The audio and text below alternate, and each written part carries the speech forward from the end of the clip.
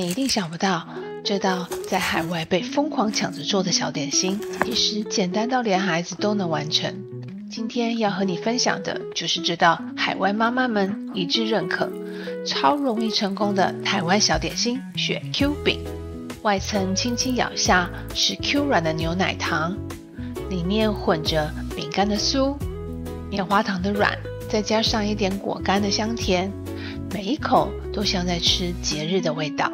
做法非常簡單，新手也不用擔心失敗。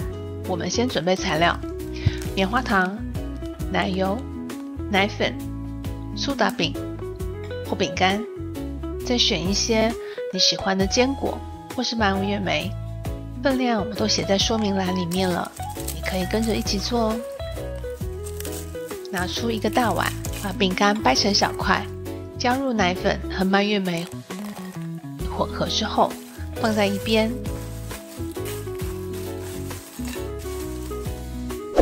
接着把奶油放進不粘鍋，小火融化，加入棉花糖，維持小火慢慢的攪拌，讓它們融成柔軟的奶香糊狀。記得火不要大哦，否則容易焦掉，口感會變硬。我用的棉花糖是白色和粉紅色兩種的混合，你也可以只選擇一種顏色。當棉花糖成為順滑的奶糊之後，加入餅乾材料，均勻的拌攪它，讓每一個材料都裹上甜甜的奶香。在海外，這道甜點特別受歡迎，因為它材料很好找，步驟又不多，孩子還能夠一起幫忙，所以很多媽媽都把它當作是親子廚房的入門點心。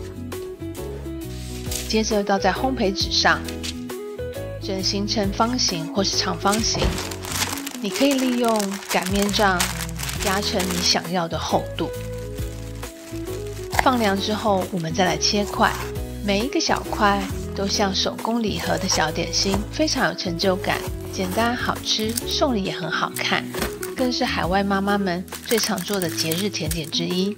希望你也能在家做出這份溫暖、療癒、帶着台灣味的小甜點。